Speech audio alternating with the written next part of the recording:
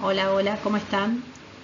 Bueno, tengo acceso a 5 ejercicios que hay en exámenes de una carrera universitaria con los temas de los videos que yo ya armé.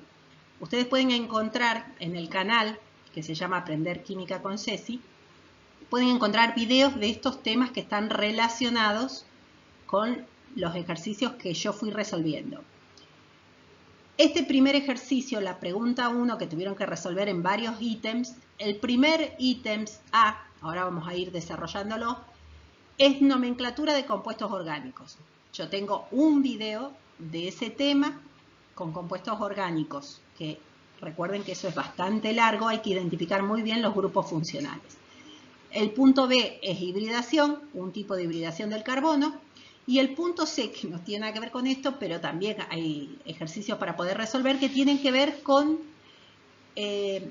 equilibrio, pero de temperatura. Cuando nosotros mezclamos dos sustancias, no con reacción química, mezclamos a distintas temperaturas, ¿qué temperatura nueva tendremos que manejar? Yo voy a ir desarrollando cómo resolví esos ejercicios para explicarles un poquito cómo se hace cada una de estas cosas. Bueno, en el ítem A se refiere a nombrar a los compuestos y clasificarlos. La familia. El punto A, ácido etanodioico. Recuerden, no voy a repasar cada cuestión, tendrían que ir a los videos. Esto se refiere a un ácido de 2 carbonos, con ese prefijo et, con 2 grupos carboxilo. Este sería carbono, doble enlace oxígeno y OH. En los 2 carbonos, ese grupo carboxilo. Este ácido es un ácido muy importante, es el ácido oxálico. Muchas veces se los piden cuando tienen que dar la parte de redox. Por eso lo marqué también como sustancia importante. Es un ácido carboxílico, dicarboxílico, 2 grupos carboxilo. El grupo B, el ejercicio, perdón, B, etilmetiléter, la familia de los éteres. A partir de 2 radicales diferentes tengo que tener ese puente oxi entre un grupo etil de 2 carbonos y otro metil de un solo carbono. Es un éter mixto porque viene de 2 radicales distintos y ambos son alifáticos, es decir, de cadenas abiertas con enlaces simples. Por ahora venimos con esta parte. El C, metanamida. Por la terminación es una amida, el grupo funcional. Esto proviene a partir del amoníaco, donde reemplazamos uno de los hidrógenos por un grupo carbonilo de un solo carbono. Por eso se llama metanamida. Si fuera el etanamida, propanamida, tendríamos que tener más carbonos acá. Es una amida primaria, reemplazamos un solo hidrógeno. Fenildimetilamina, familia de las aminas. Reemplazamos también el hidrógeno del amoníaco, pero en este caso por 3 radicales. Y 3 radicales alifáticos y aromáticos, mezcla. 2 grupos metil y un grupo fenil. Recuerden el fenil, recuerden que eso proviene del benceno, un compuesto aromático. Esta es una amina terciaria, reemplazamos 3 hidrógenos del amoníaco. L, 3-heptino, hino de la familia de los alquinos de 7 carbonos con el enlace triple en la posición 3. En este caso este alquino es lineal, no hay ramificaciones. F, paraetiltolueno. Recuerden que hay muchos compuestos aromáticos, sobre todo los monosustituidos, que tienen un nombre específico, que sería el caso del metilbenceno o tolueno. Este compuesto que estoy marcando, que es el metilbenceno o tolueno, cuando a ese compuesto le podemos reemplazar un hidrógeno por algún otro radical, puede entrar en distintas posiciones. O sea, cuando vamos a trabajar con derivados del benceno disustituidos, reemplazamos a 2, pueden ser de posiciones 1, 2, 1, 3, 1, 4. Y eso se llama orto, meta y para. En este caso me dijeron para, o sea, entre el 1 y el 4 es donde tengo que ubicar ese radical etil que me están pidiendo. Entonces esto es un compuesto aromático del benceno, derivado del benceno, con 2 sustituidos. 3,4-dimetil 2-hexeno.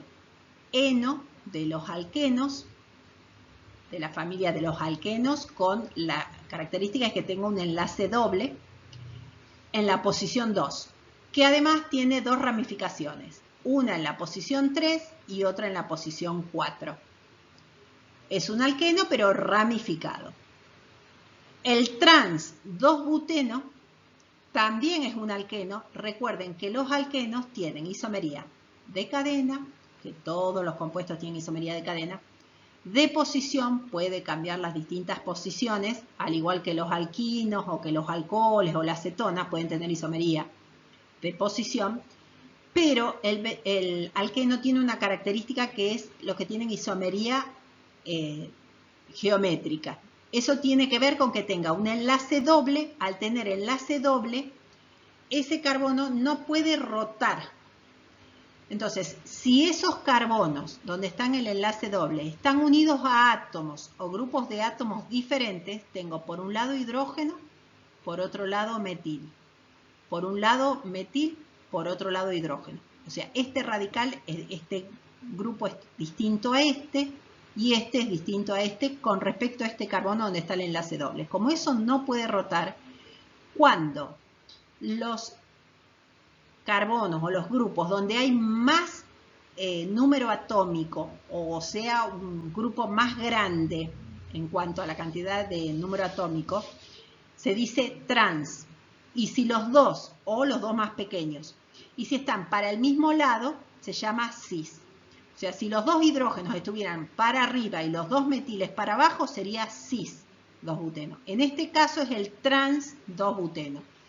Están transitando este enlace doble, el hidrógeno arriba y el otro hidrógeno abajo, o el metil abajo y el otro metil arriba. Esto es un tipo de isomería que es isomería trans, que es característico de los alquenos. Los otros ya no tienen esta característica, y después algún cicloalcano, pero creo que esa parte ya no la da. Después tengo el 2-metil 2-butanol, es un alcohol. Entonces, esta característica es un compuesto de 4 carbonos, por ese prefijo but, que en la posición 2 entra el OH y también entra un radical. Esto es un alcohol que tiene ramificaciones, porque ese grupo metil está aparte, y además ese alcohol es terciario. Es monol, porque hay un solo OH, pero, esto es muy importante, es un alcohol terciario. Entonces los tipos de reacciones son distintos en oxidación, los alcoholes primarios, secundarios o terciarios. ¿Cuándo un alcohol es terciario? Cuando el OH está unido a un carbono terciario. ¿Cuándo un carbono es terciario? Cuando está unido a 3 carbonos, además del OH.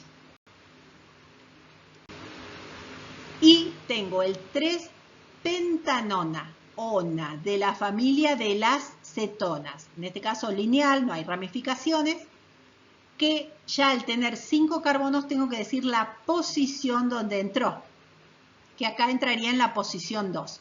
Recuerden, bueno, la cetona tiene ese grupo carbonilo, pero en un carbono secundario. En el ejercicio B les piden es un poquito de teoría de hibridación, sp3, sp2 y sp. Hay 3 tipos de hibridación del carbono. Acá les piden específico, hibridación sp2 del carbono. El carbono tiene 2 electrones en el subnivel S y teóricamente tendría 2 electrones en el subnivel P, uno en el PX, otro en el PI, y el PZ estaría vacío. PX, PI, PZ en el orden que quieran. Lo ponemos por orden alfabético porque sí, pero tendríamos, no hay diferencia de energía ni nada, así que se podría trabajar en el orden que quiera.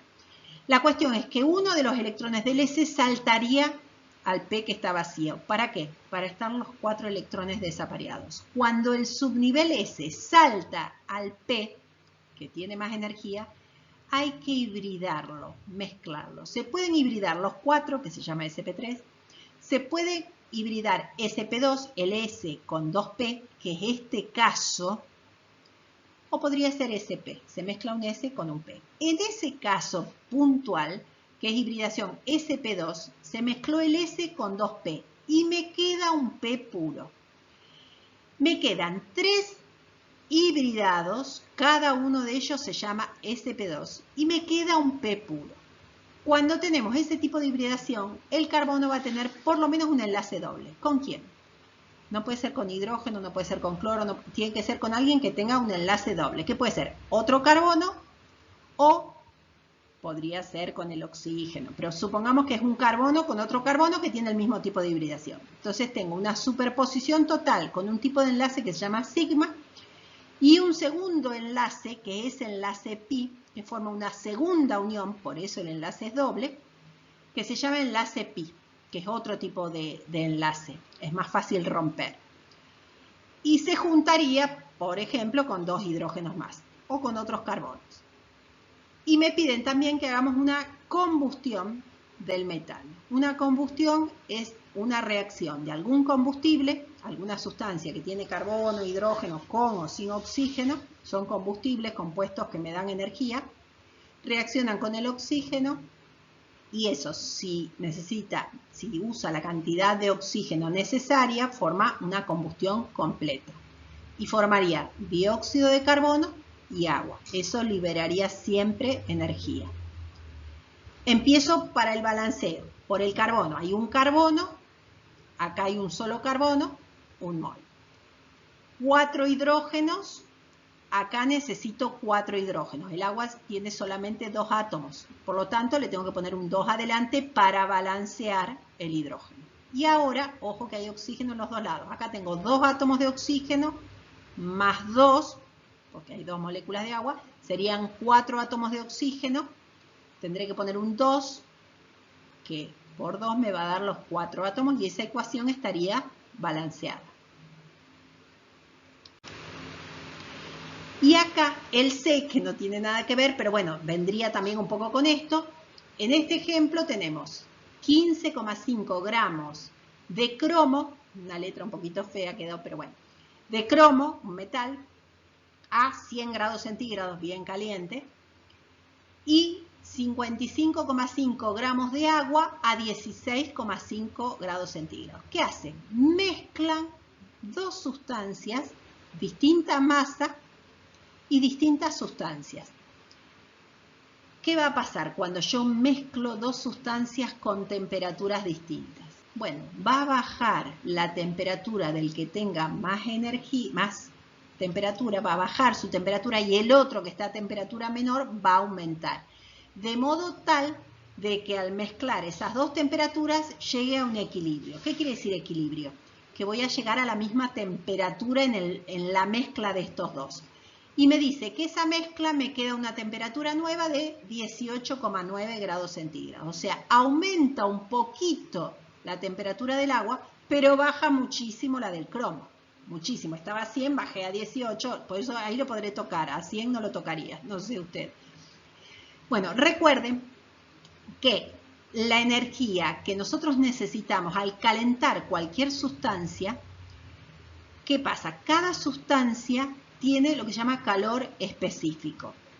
El calor específico es la energía que nosotros necesitamos para dar cuántas calorías necesitamos por cada grado centígrado de cada gramo de sustancia. O sea, por 1 gramo de agua, para que aumente 1 grado centígrado, por ejemplo, que vaya de 10 a 11, o de 5 a 50, de 5 a 6, o que vaya de 50 a 51, es 1 grado que aumenta.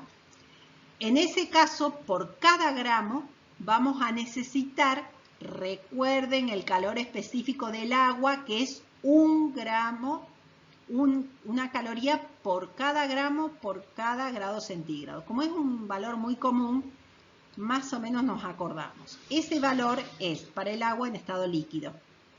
Recuerden que también eso va a depender del estado, si es sólido, líquido o gaseoso. Acá faltó un poco ese dato, pero supongo que en esa época el chico se acuerda de ese valor. Entonces, Q es la energía que se necesita de cada sustancia, es proporcional con respecto a la masa, el calor específico y la variación de temperatura, o sea, cuántos grados variaron. Para el cromo tiene un valor, para el agua tiene el mismo valor. ¿Cuál es la diferencia entre estas dos sustancias? El calor específico. El calor específico es distinto, lo que varía de temperatura va a ser distinta y la masa también es distinta. Entonces, si la energía del cromo va a ser igual a la energía que necesita el agua, esto es porque voy a llegar a un equilibrio. Voy a tener la misma calorías para variar la temperatura del cromo que cuando varía la temperatura del agua. Entonces, si Q del cromo es igual a Q del agua, la masa del calor específico por la variación de temperatura del cromo va a ser igual a la masa por el calor específico por la variación de temperatura del agua. Recuerden, el cromo era 15,5 gramos, no sé qué calor específico tiene, nadie se va a acordar de memoria, o se lo dan como dato o se lo piden como en este caso. Por la variación de temperatura, estábamos a 100 y baja hasta 18,9, o sea que bajaron 81,1 grados centígrados. Eso va a ser igual a los 55,5 gramos de agua por el calor específico, que es 1, por los grados que aumentaron. Estábamos en 16,5 y subió a 18,9, o sea, solamente 2,4 grados centígrados. Entonces, lo que tengo que despejar es el valor que está afectando al calor específico. La masa de cromo y los grados centígrados de cromo pasan dividiendo en el otro miembro. Recuerden, cuando ustedes van a pasar dividiendo eso, tengo que multiplicar lo de arriba dividiendo por lo de abajo. Cuando van a dividir lo de abajo, acuérdense que lo tienen que poner entre paréntesis o calcúlenlo aparte. Por un lado, lo que tengo arriba, el producto de todo lo que tengo arriba sobre todo lo que tengo acá abajo. O si no, lo pongo entre paréntesis. Entonces, se me van a ir los gramos con los gramos, las calorías por las calorías, los gramos, todo se me termina despejando todo y me va a quedar el calor específico, en este caso 0,106 calorías por cada gramo por grado centígrado. Fíjense cuánto varía para el agua, su calor específico es 1, para el cromo es mucho más chico, es casi 10 veces menos. Bueno, este sería el ejercicio 1. Repasar un poquito de orgánica, isomería, por las dudas, hibridación, combustiones, recuerden cómo empezar con las combustiones. Y esto es algo de una mezcla de equilibrio térmico, es cuestión de temperatura. ¿Qué pasa cuando una sustancia va cambiando de estado? Si yo un sólido lo caliento y lo paso a estado líquido, bueno, ¿qué tengo que ver con esto? Algunos de esos temas también lo vimos. Pregunta 2. Esto se refiere a una solución. Una solución 0,15 molar de nitrato de amonio. Por favor, tienen que recordar nomenclatura. ¿Por qué? Los chicos que estudian, por ejemplo, agronomía, esa materia es anual. Y a lo mejor fórmulas las dan recién para el ingreso a la facultad. Así que la dieron, qué sé yo, a principio de año o a fin del año anterior para poder entrar. Entonces se olvidan de fórmula. Siempre hay que repasar lo de formación de compuestos, siempre. Bueno, después les piden algo de las reacciones químicas, el equilibrio. ¿Por qué? Tengo que identificar, ¿qué es esto? Esto es una sal. Esto es una sal. Las sales, en general, la manera más sistemática es a partir de una base y de un ácido. Tendremos que deducir de quiénes provienen. Tendré que calcular el pH. Primero darme cuenta si es un ácido, si es una base, si es una reacción química entre el ácido y la base me da una sal, o si es un amortiguador. O sea, primero tengo que identificar eso. Y después, de acuerdo a lo que tengo, si esa sal es ácida o básica, después veremos qué pasa con esto, en el punto A. En el punto B me da una mezcla de otra disolución, nada que ver, es otro ejercicio, de hidróxido de amonio. Esto es un hidróxido que tiene una concentración determinada. Pero, además, yo sé, y el hidróxido de amonio es una sustancia débil. Esto es muy importante, recuerden, el amoníaco es una base. Disuelto en el agua forma el hidróxido de amonio. Es el hidróxido como excepción que no es de metal. Entonces, como esto es una base débil. ¿Y qué podremos calcular?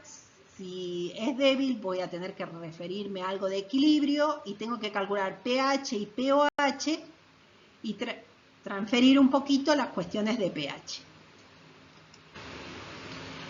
Por ejemplo, acá tenemos el ítem A, 0,15 molar de, esto sería el nitrato de amonio. Esto viene del ácido nítrico y del hidróxido de amonio. Esto es un ácido fuerte y esto es una base débil. Por lo tanto, cuando se neutraliza y forma la sal, esta sal es una sal que produce hidrólisis ácida, porque viene de un ácido fuerte y una base débil. Y bueno, por supuesto también formó agua. Entonces, esa sal se va a ionizar, me va a dar un catión y un anión, pero este catión, que es el catión amonio, es el ácido conjugado fuerte del hidróxido del cual proviene y va a producir hidrólisis, va a reaccionar con el agua. El agua también se va a ionizar muy poquito, pero también de alguna manera se ioniza y me va a dar el catión y el anión, el grupo H+ o H-. Catión, anión. ¿Qué va a pasar con esto? Este catión amonio va a reaccionar con el agua, va a producir hidrólisis, le va a devolver el protón al agua, me va a dar el catión hidronio. Entonces, vuelvo a repetir, esta sal es una sal que produce hidrólisis ácida, o sea que me va a quedar una sal ácida, no porque le sobra hidrógeno, sino porque produce hidrólisis ácida. Entonces va a quedar en exceso protón. Y esto surge, para que después pueda calcular el pH, la concentración del protón de una sal que produce hidrólisis ácida tiene protón en exceso, que me va a dar igual a la raíz cuadrada de la constante de hidrólisis por la concentración de la sal. ¿De dónde viene esa constante de hidrólisis? Es la constante del agua, K-water, sobre la constante de base del hidróxido de amonio.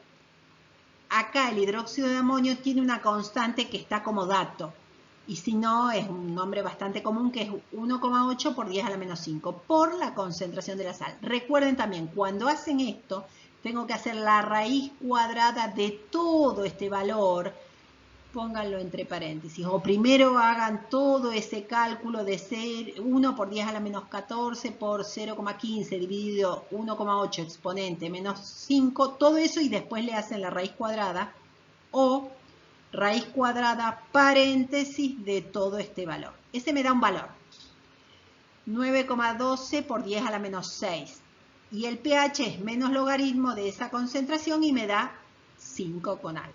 Entonces, esta sal es una sal que tiene un pH menor a 7 porque es una sal que produce hidrólisis ácida. En el otro ejemplo, teníamos 0,15 molar de hidróxido de amonio. Nada más. Esto es una base débil.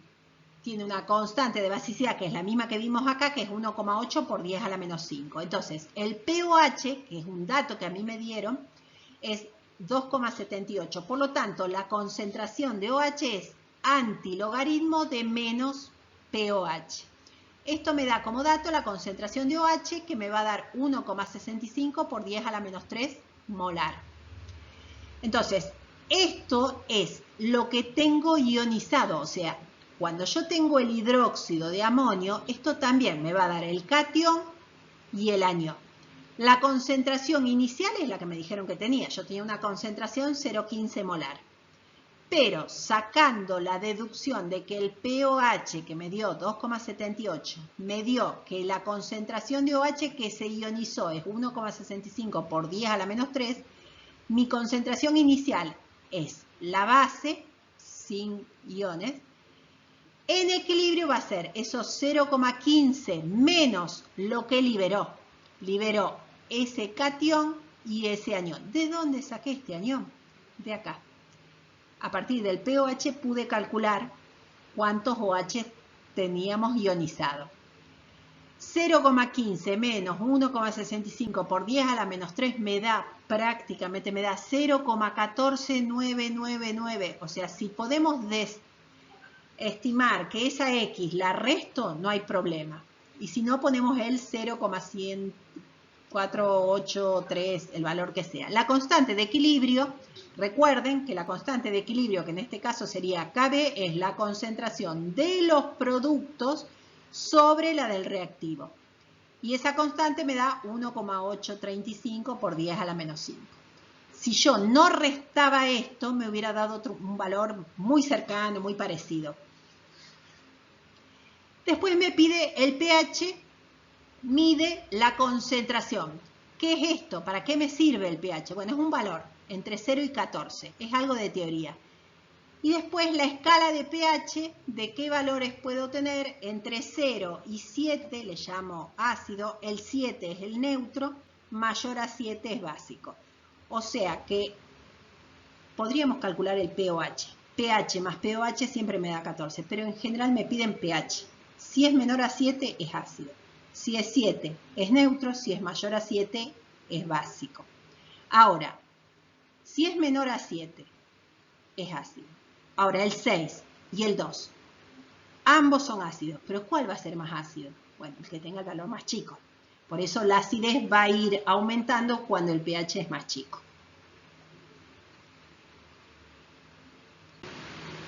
Bueno, el ejercicio 3 es bastante mezclado. Es estequiometría con algo de fórmulas, algo de reactivo limitante, algo de rendimiento, pureza, algo de estado gaseoso cuando no se cumple, algunas leyes que hay que ir indicando. Así que todo está relacionado con reacciones químicas o lo de estado gaseoso. Ahora vamos a ir desarrollando lo que me piden. En el A me hace reaccionar 3,5 gramos de un material de sulfito de sodio, tengo que recordar las fórmulas, bueno, suficiente con una disolución acuosa de ácido clorhídrico, o sea, va a reaccionar con el ácido clorhídrico. Que esté disuelto en el agua es muy importante porque a veces el cloruro de hidrógeno no reacciona si no está disuelto en el agua y me forma el ácido clorhídrico y me da la reacción química. O sea que a veces el dato de que me diga que es una solución acuosa, a lo mejor no me pidieron la molaridad, ya me lo dieron para otras cosas. Acá solamente tengo que trabajar con, además me dice con la cantidad suficiente. Listo, no tengo que saber cuál es el reactivo limitante, nada. Me dice que los productos que reaccionaron son el dióxido de azufre, el cloruro de sodio y el agua, y que se obtuvo cierta cantidad de moles del gas. Escribir la ecuación balanceada, nombrar a los compuestos, por favor, y después relacionar moles, moléculas. Y en el B se coloca una cierta cantidad de oxígeno gaseoso en un recipiente y nosotros modificamos algunos de estos factores. Esto tiene que ver con lo de estado gaseoso. Ahora voy a ir explicando cómo desarrollé esto. Bueno, estequiometría, el punto A. El sulfito de sodio reacciona con el ácido clorhídrico, tengo que saber las fórmulas, recuerden eso. Vengo de sal más ácido. Una de las maneras es sal más ácido me da sal más ácido. Pero en el caso, lo que formaría es el ácido sulfuroso, pero muchas veces eso lo que hace es desprender dióxido de carbono y agua. Lo mismo si fuera un carbonato, por ejemplo. Bueno, ya sé quiénes son los reactivos, quiénes son los productos, balanceada la ecuación y establezco la relación de masa. Siempre les puede pedir o ustedes por las dudas verifiquen si está bien establecida la relación de masa de reactivos, me tiene que dar igual a la de los productos. Después tengo que establecer algunas relaciones estequiométricas. Me están preguntando, ¿cuántos gramos? Yo sabía que se habían utilizado 3,5 gramos del sulfito y se formaron 0,025 moles del gas. Pero en la relación estequiométrica, con esto yo lo que puedo deducir es si está bien lo que yo necesitaba, ¿eran 3,5 gramos o yo necesitaba otra cantidad de esa sal? Bueno, estequiométricamente un mol de dióxido necesita 126 gramos del sulfito. 0,025 moles necesita 3,15 gramos de sulfito puro, pero teníamos 3,5 gramos.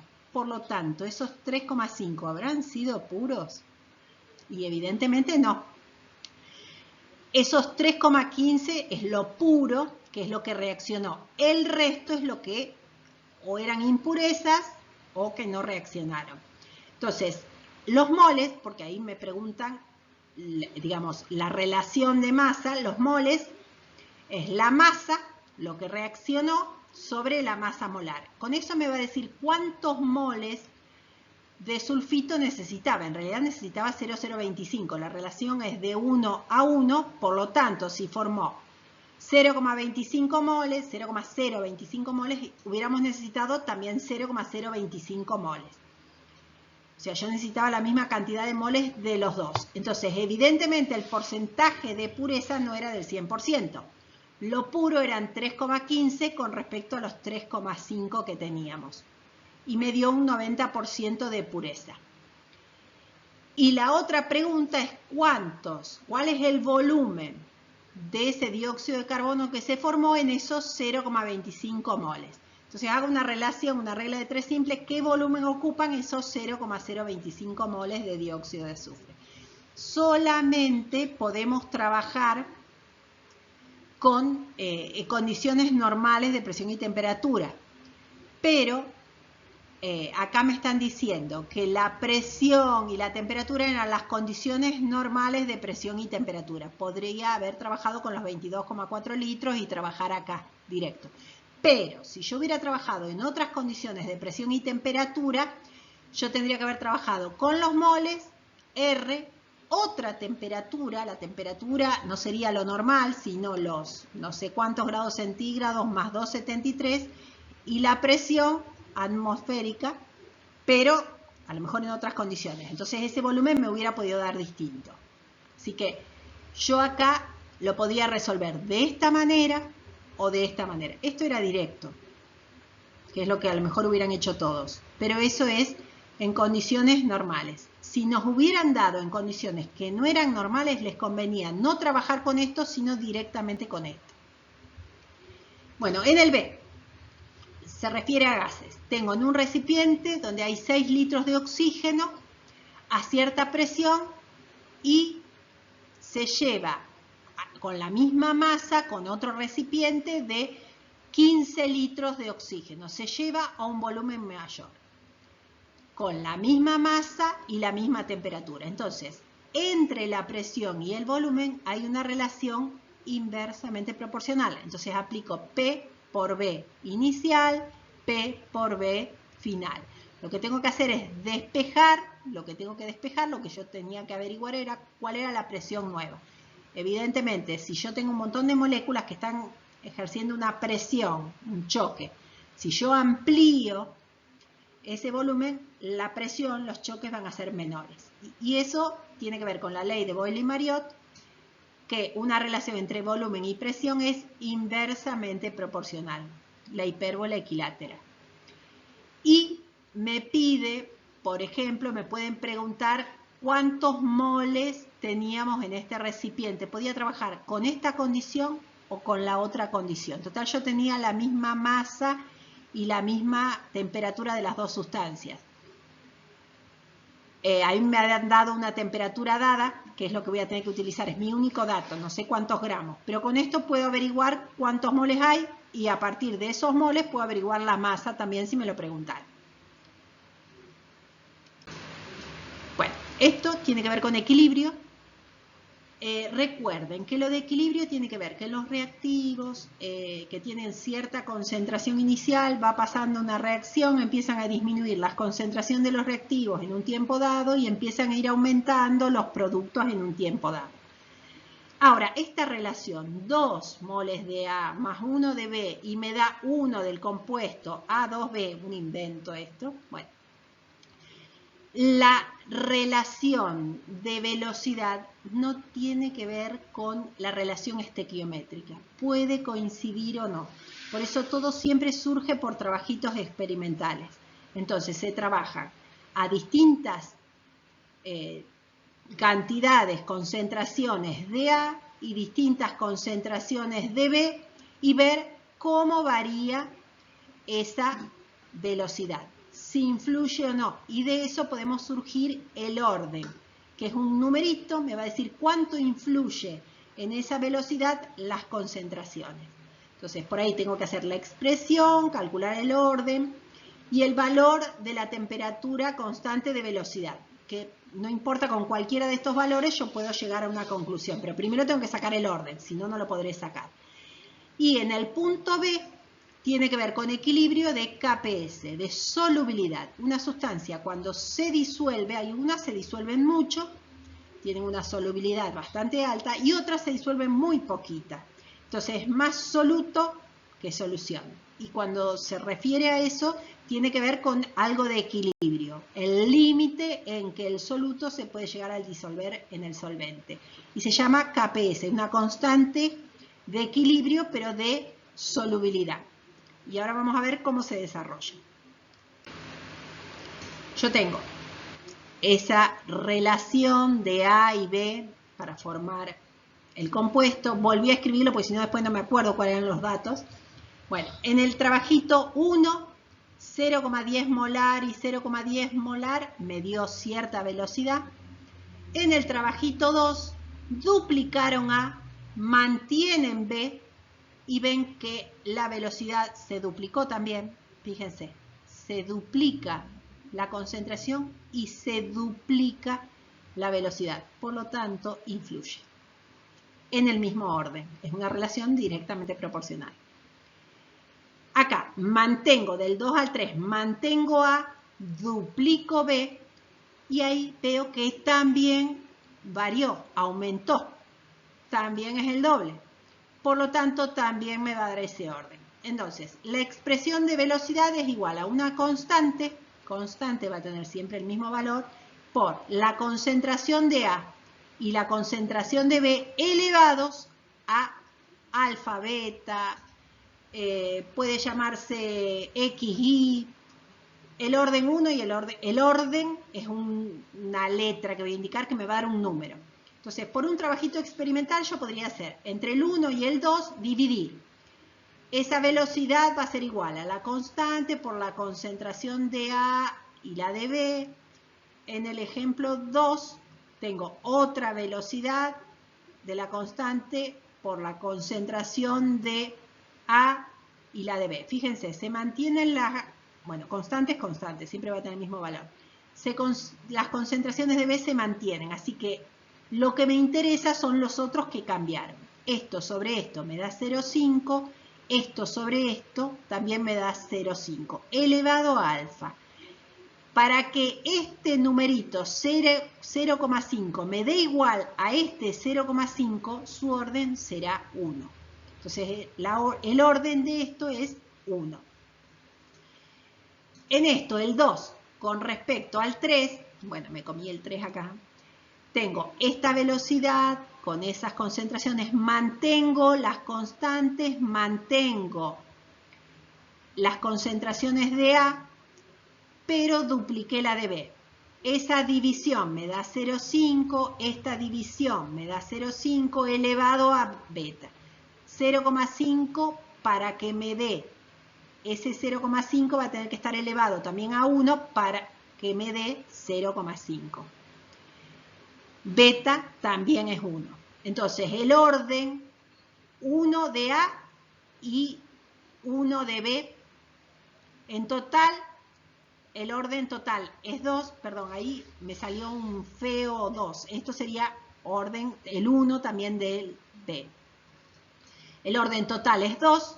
La molecularidad es 3, porque usé 2 moles de esto y 1 mol de esto. Una cosa es la molecularidad, que tiene que ver con la ecuación, y otro es el orden. Bueno, recuerden que acá usé mal este 2. Es 1 y no sé qué copié mal. Bueno, entonces el orden total me dio 2. Y me pide que yo calcule la constante. Con cualquiera de estos valores me da lo mismo.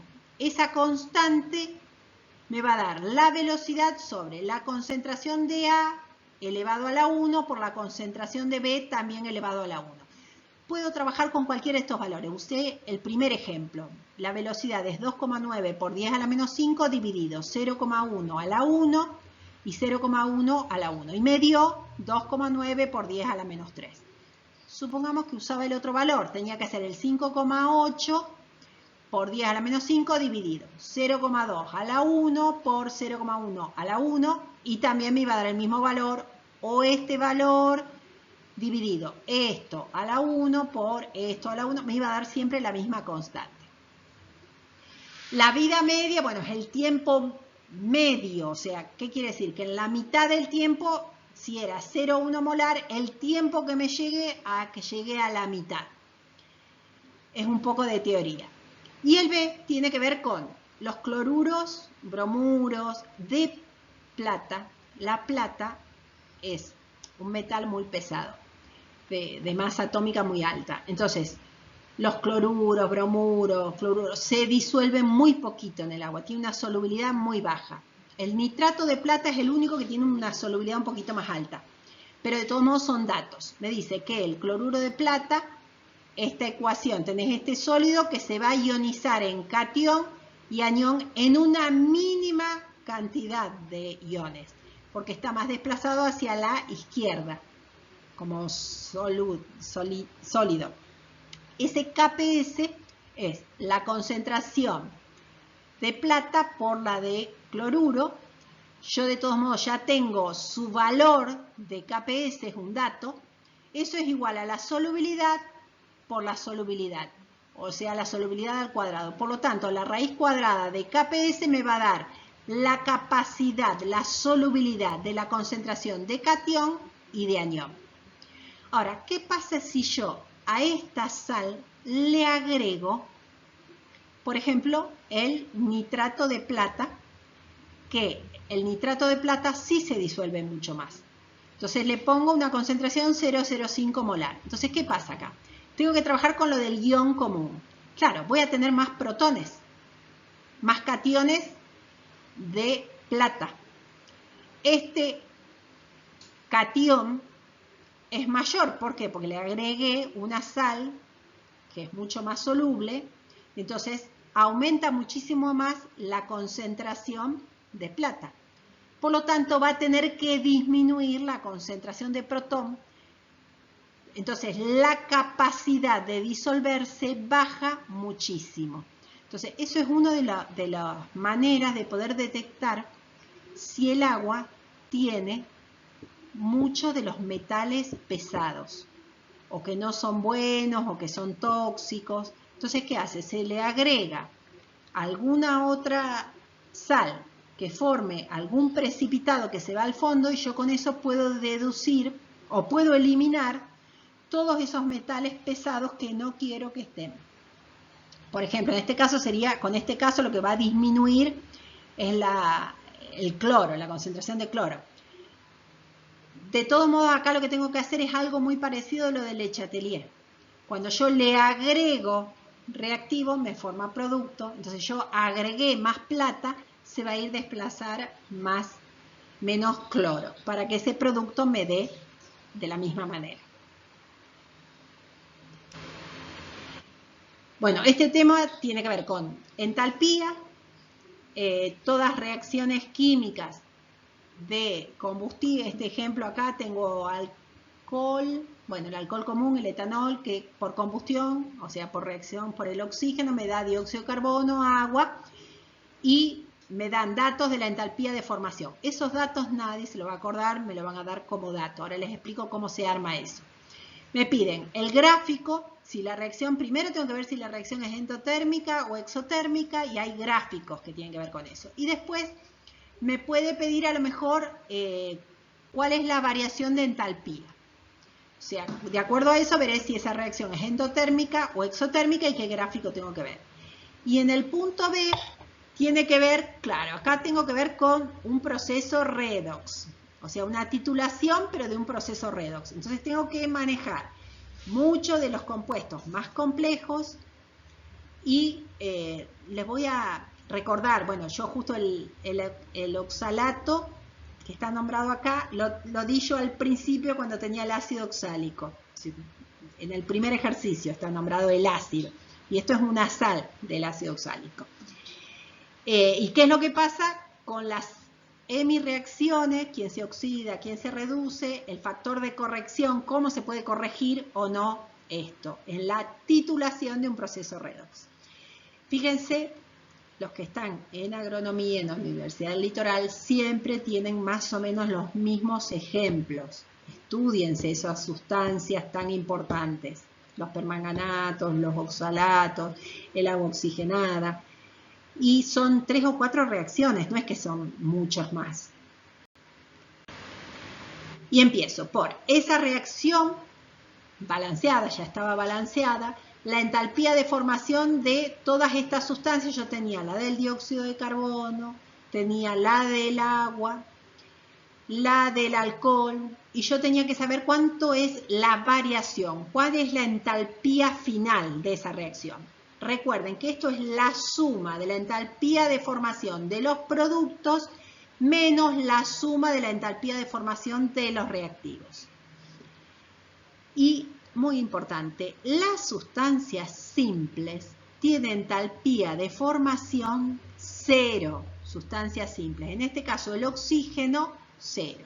Entonces esa variación de la reacción, que en este caso es una combustión, me va a dar la suma de 2 por la entalpía del dióxido de carbono, que me están diciendo que es menos 94 por kilocalorías por cada mol, y yo tenía 2 moles, más la entalpía de formación de los 3 moles de agua, que cada uno es menos 68,27 kilocalorías por mol, simplifico los moles, me va a decir cuánta entalpía, cuánta energía, que va a terminar siendo negativo, menos la de los reactivos, que es 1 mol por menos 68 kilocalorías por mol es menos 68. O sea que la entalpía de formación, que es menos la suma de los productos que me dio menos 393, menos y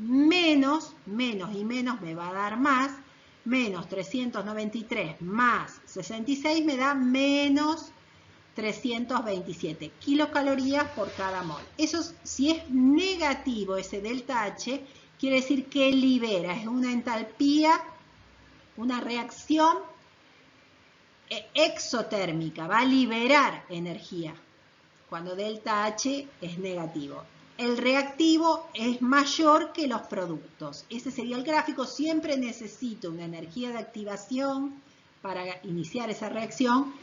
Y ese delta H es siempre lo de los productos, que es más chico, menos los reactivos, que son más grandes. Por eso me queda negativo. En realidad ese negativo es para indicar que eso libera energía. Esa reacción es exotérmica. Y después, en un medio ácido, hace reaccionar el oxalato de sodio, 0,05 normal, se gasta con 10 mililitros, 10,3 mililitros y 10,6 mililitros de permanganato. O sea, hago reaccionar el oxalato por el permanganato. O sea, hago una oxidación y una reducción. El oxalato de sodio es el reductor, o sea, el que se va a oxidar.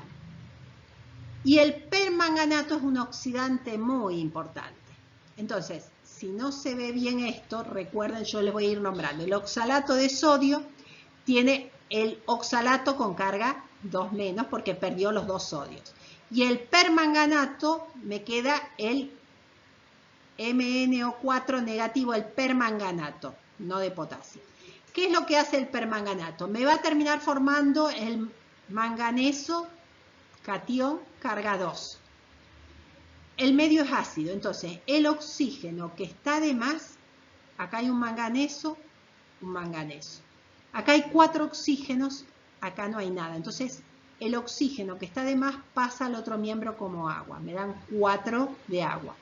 4 por 2 son 8, 8 cationes hidrógeno, medio ácido. Si voy del 7 al 2, entonces tengo que ganar, es una reducción, es el oxidante, voy a ganar 5 electrones. El oxalato, que todo esto está con carga 2 menos, pasa a formar el dióxido de carbono cuya carga es 0. Hay 2 carbonos, le tengo que poner un 2 acá. En este caso el carbono va a ir de carga 3 a carga 4, o sea, voy a perder un electrón por cada carbono. Pero yo tengo 2 carbonos, voy a terminar perdiendo 2 electrones. Yo acá tengo 2 oxígenos, no tengo que poner nada más que esto. Entonces tengo quién se reduce, quién se oxida. Acá la cantidad de electrones que se pierde debe ser igual a la que se gana. Si acá son 5 y acá son 2, puse el 2 distributiva por todo esto y el 5 distributivo por todo esto. Los electrones se me van a quedar 2 permanganato más 16 cationes hidrógeno más 5 del oxalato, me va a dar 2 del catión manganeso más 8 de agua más 10 de dióxido de carbono, pero yo acá podría tener, ya sabiendo que tengo el permanganato de potasio o el de sodio, claro, este ácido podía venir, que yo tendría el cloruro, el sulfato, el nitrato. Yo puse unos ejemplos acá que podría ser, si no me lo dicen, yo puedo inventar algún ácido. Si no, hasta ahí estaría completo. Ahí, como no me dicen cuál es el ácido específico, si no me dicen de qué ácido estoy hablando, puedo tomar como referencia el ácido clorhídrico o el ácido sulfato o el ácido nítrico, algún ácido, para incorporar el potasio y el sodio que están dentro de la ecuación. Por eso ahí les puse un ejemplo.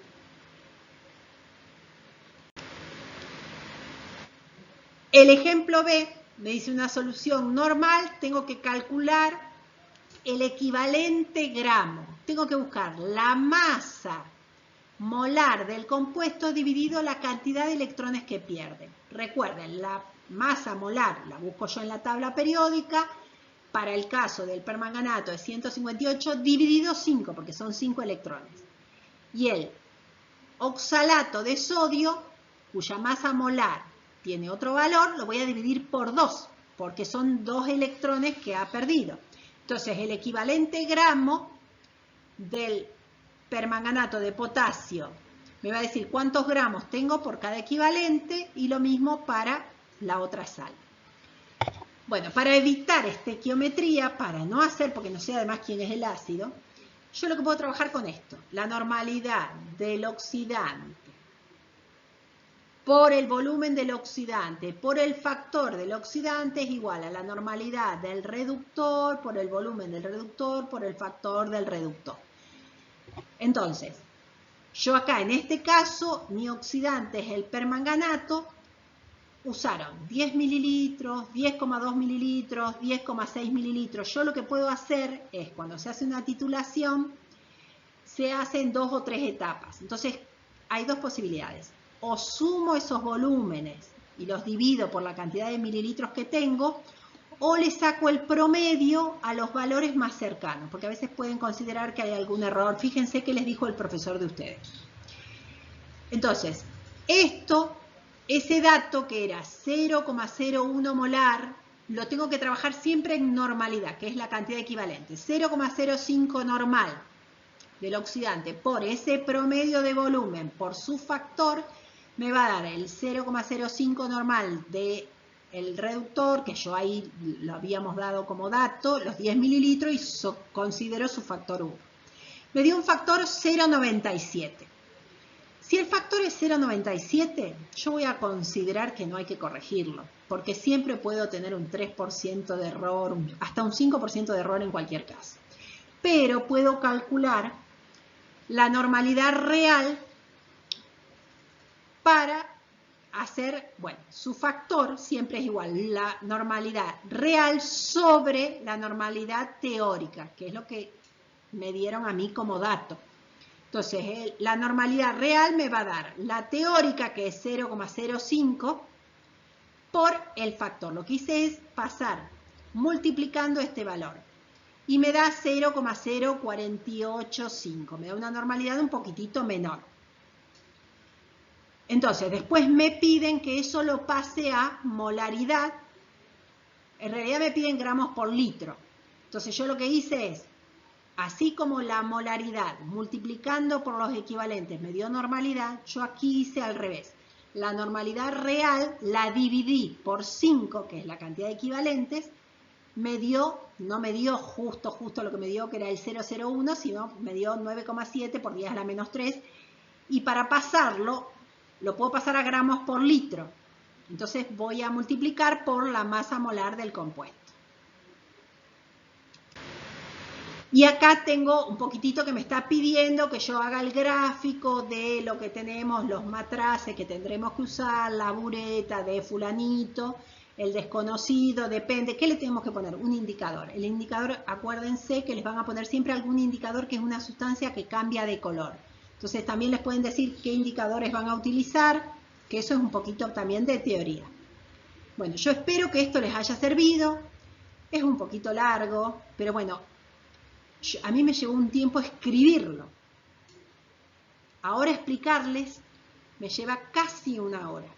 Así que piensen que esto hay que practicar. Yo ahora voy a hacer 2 o 3 videitos más con otros ejercicios que les van dando, que saqué de algo parecido a lo que hice hoy, para que les pueda servir a los chicos que están en nivel universitario. Depende también de la carrera. Algunos es más complicado todavía, otros son un poquito más sencillos.